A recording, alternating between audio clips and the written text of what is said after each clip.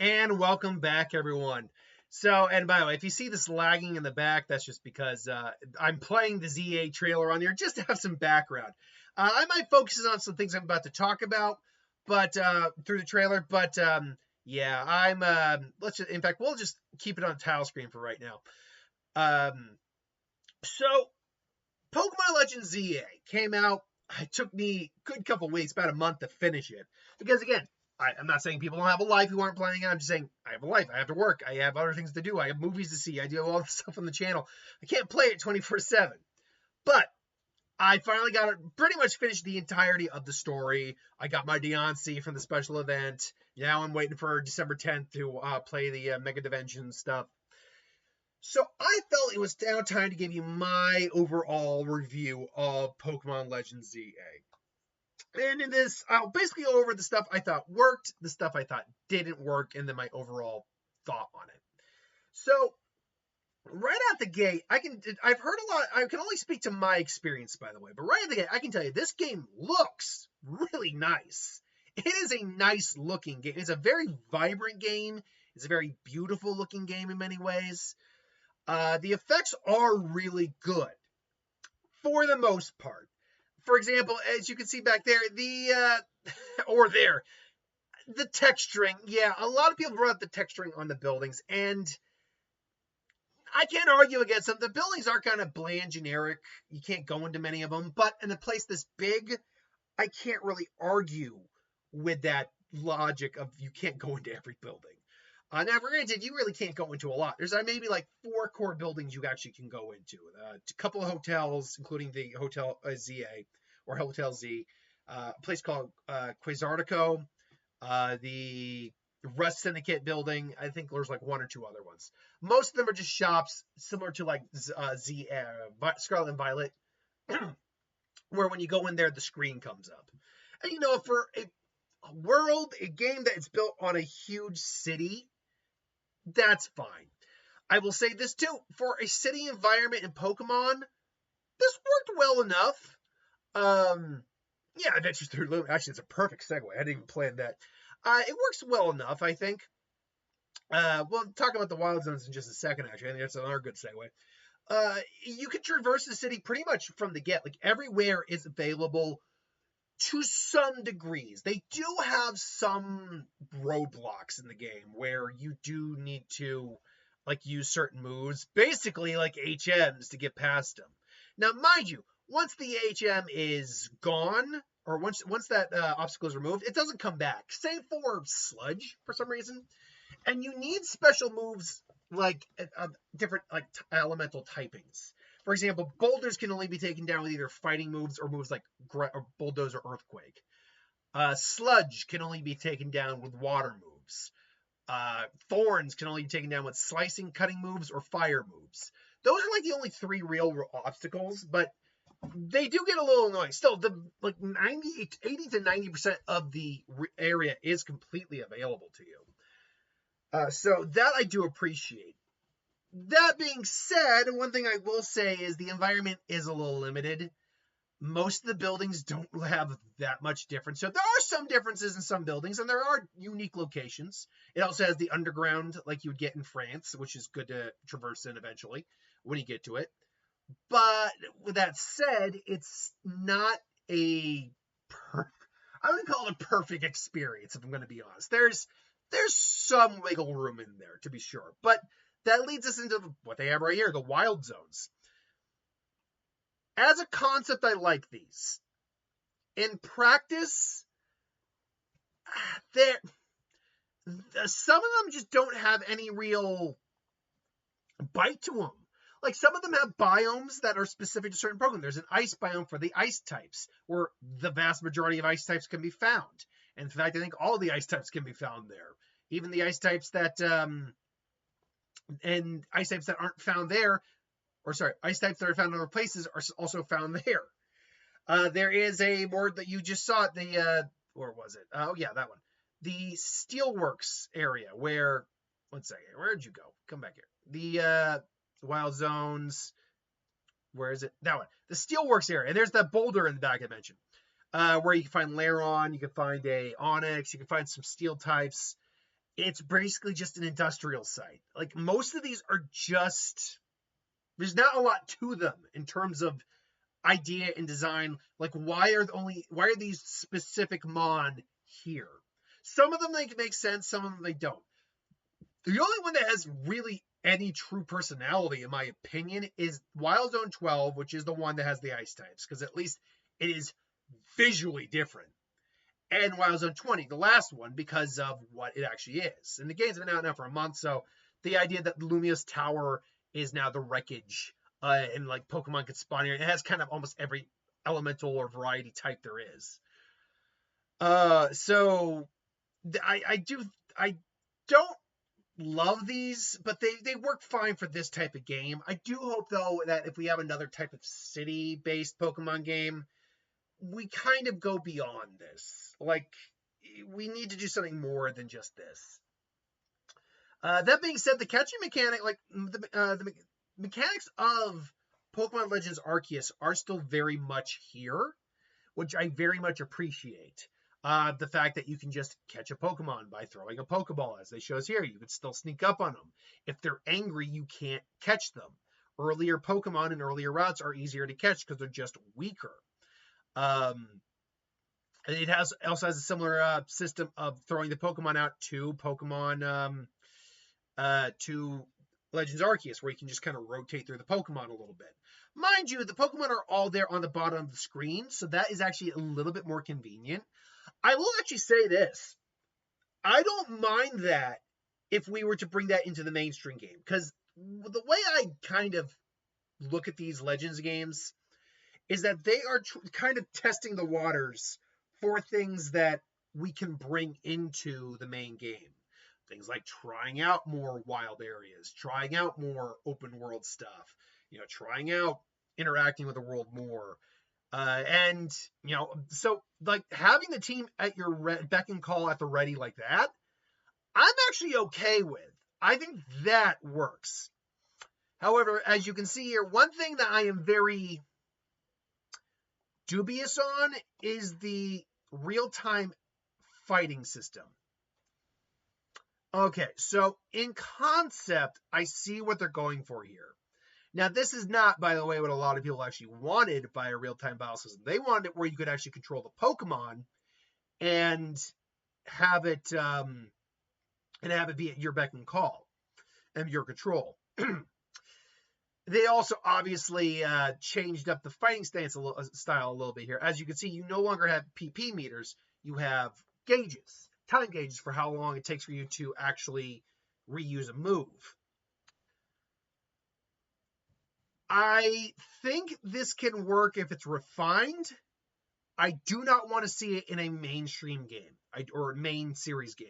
I do not want to see it in Gen 10, Gen 11, whatever the next gen is, though, or a Gen whatever remake. I do not want to see it in that. Pokemon as a whole is a turn-based RPG game. Well, RPG roleplay, yeah. Well, not roleplay. It's a turn-based game. It's like battle system. It has been like that since its inception. And you managed to make open world Pokemon in the wild work. Great. I was dubious on it. I always did like the more random catching element stuff, but I did grow to be perfectly fine with the actual Pokemon, the open world stuff. But I don't think you can get rid of the turn-based battle. You just can't. And some people might say, well, that's what Pokemon Master is going to be for. It's like, no, that's going to have everything in it. Apparently, they did, at least according to the Terra Leaks, we're debating making it real time. But I'm going to tell you right now, this system, while I have gotten used to it, I do not like. I can tell you right now why I don't like it. It's too janky. First of all, the fact that getting rid of the PP meter is stupid. Or the PP is just stupid. And right out the gate, that's the problem. Because if you're going to have a open, and this is why I don't think it can even work in a mainstream game. If you're going to have a real-time battle system, you got to get rid of the PP. Why? Or you add cooldown with the PP.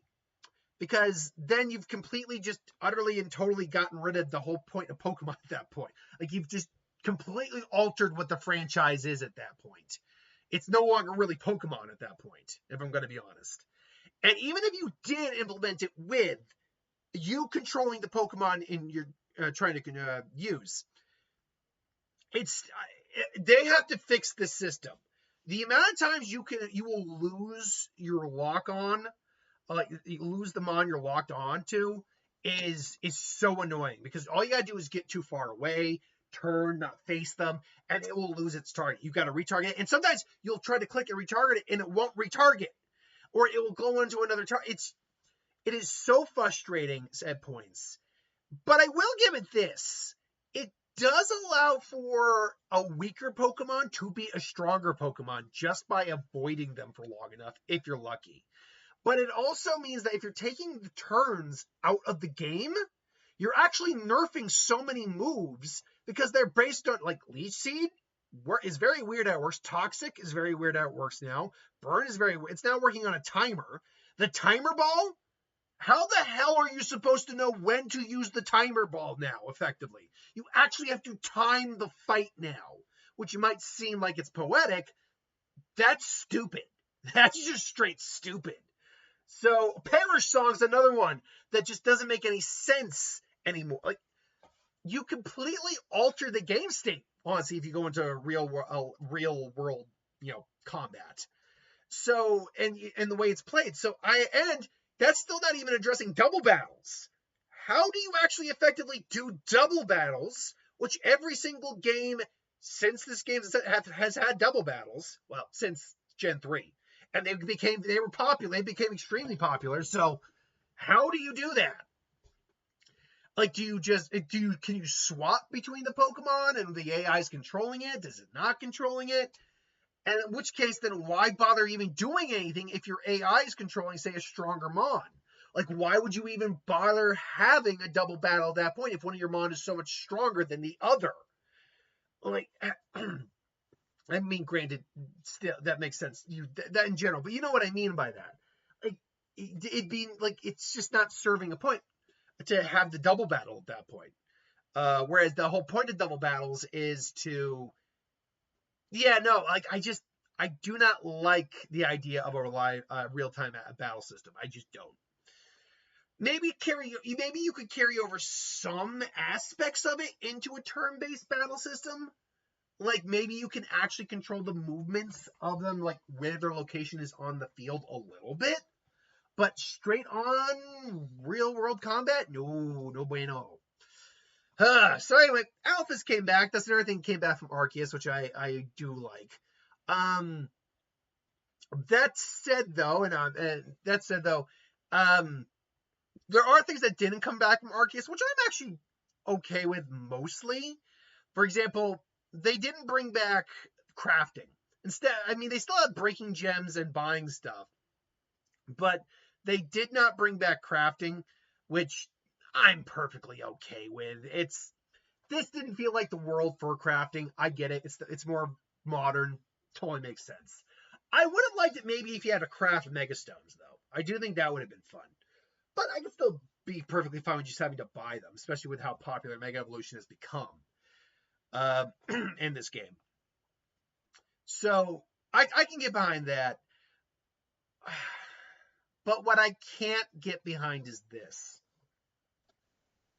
So, and this, I'm going to tell you right now, let me get all the rest of the negatives out, because honestly, I don't have any more negatives to talk about. The paywall for the 3 Mega starters. That, like, right out the gate, that's one of the dumbest things Game Freak ever did. Right out the gate. I'll say it right now. That was stupid. That's just trying to get money out of us. Because you got to sign up for Nintendo Online, which I'm going to complain about that more in just a second. Which many of us don't want to fucking do. So yeah. Sorry, kids. I just threw the F-bomb. Guess what? That word exists. Just don't use it. Try not to use it too often. At least not until you're older. But yeah, like, not all of us are going to do that. We don't want to do that. We don't want to spend money just to get something that should be available in the game. That's dumb. That's insanely dumb. So that's stupid. But no, if I had one legit actual problem with this game, it is that you cannot complete the Pokedex on your own in this game. You can't. You cannot get every Pokemon that is in the Pokedex in this game. Because you have trade evolution, simply because you have trade evolutions. You have Machamp, you have Gengar, you have Alakazam, you have the Trevenant and Phantump line, you have Steelix, Scizor, Aromatisse, and Slurpuff. Now you might be saying, well, wait, what's the big deal? Every Pokemon game's had that. Every mainstream Pokemon game's had that. You know what game didn't have that? Legends freaking Arceus didn't have that. You know what they did instead? They just had items like the Link Cable, which evolved the Pokemon that evolves through trade. Or an item like Metal Coat, which normally you have to trade your Scyther or Steelix to get a Steelix or Scizor. Now, it just works like an item. It just works like a stone. Boop, they evolve. What? First off, that's pretty much how that should have worked to begin with. I've never liked trade evolution.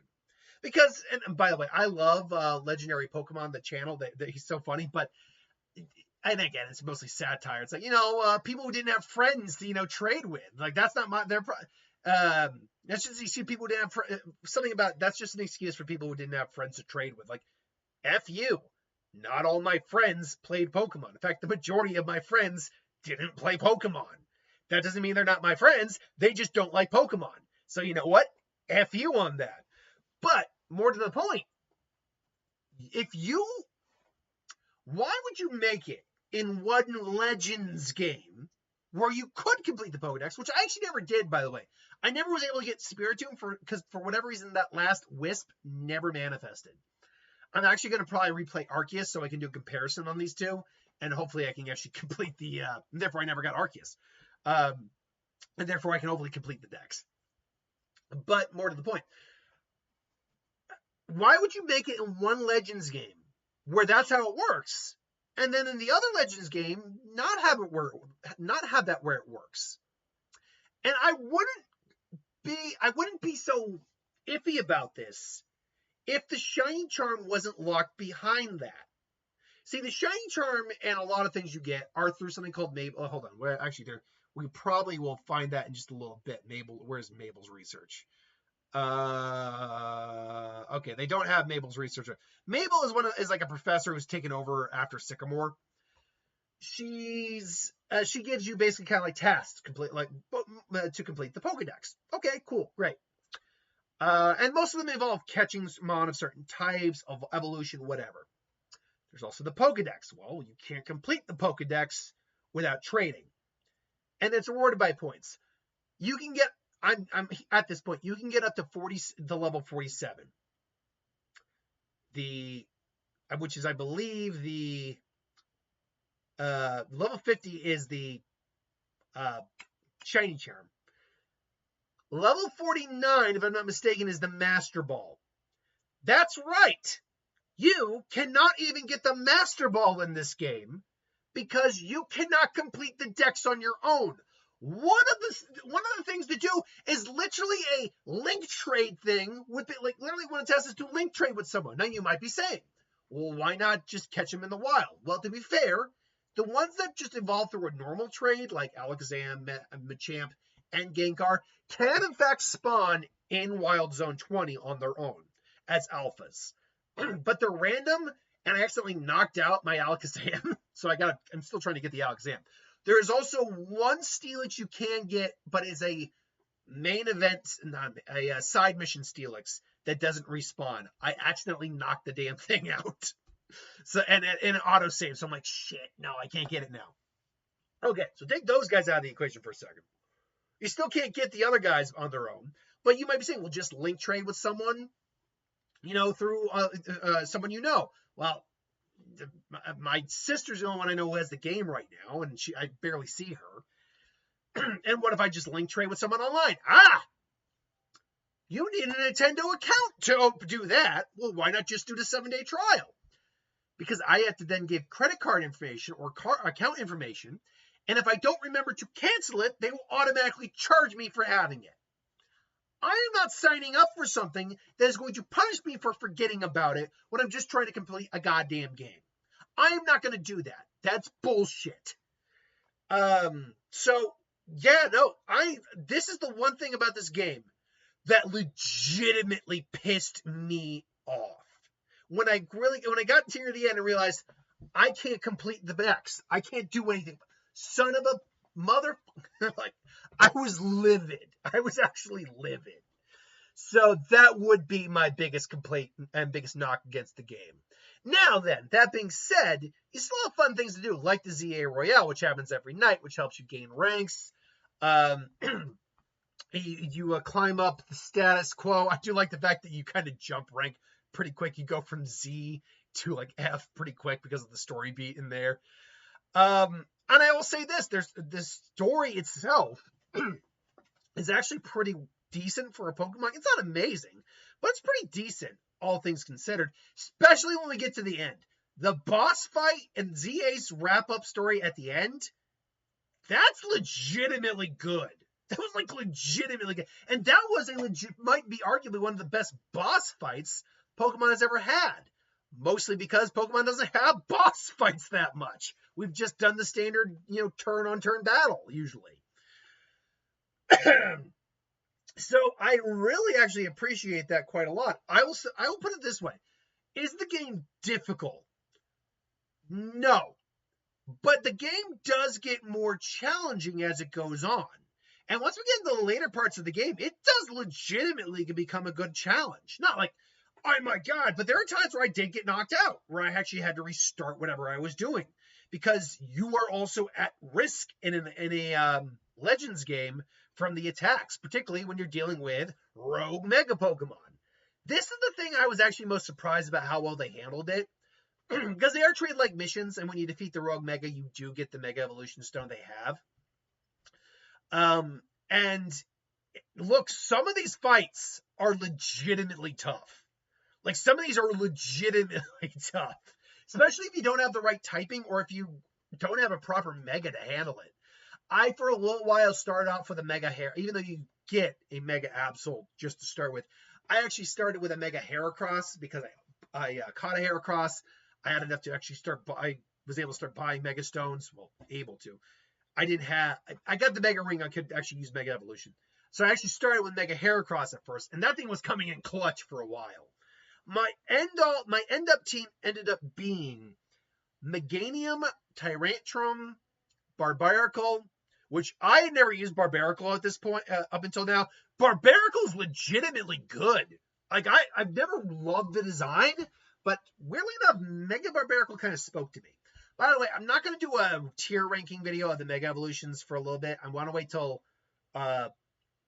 Mega Dimension comes out so we can get all the ones from there too, and then I'll do a final tier ranking of them. Anyway, then I had a Dragalge, I had Drampa, and who was the last mod who did I basically saw? Oh, and Scolipede. I had Scolipede.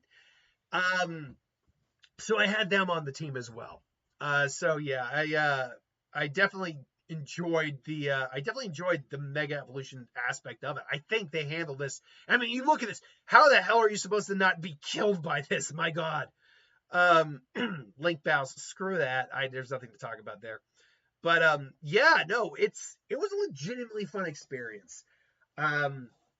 And I do appreciate the fact too that if we're talking about how much there's to do in this game, there's 120 side missions as well you can do, and you can do them at any time.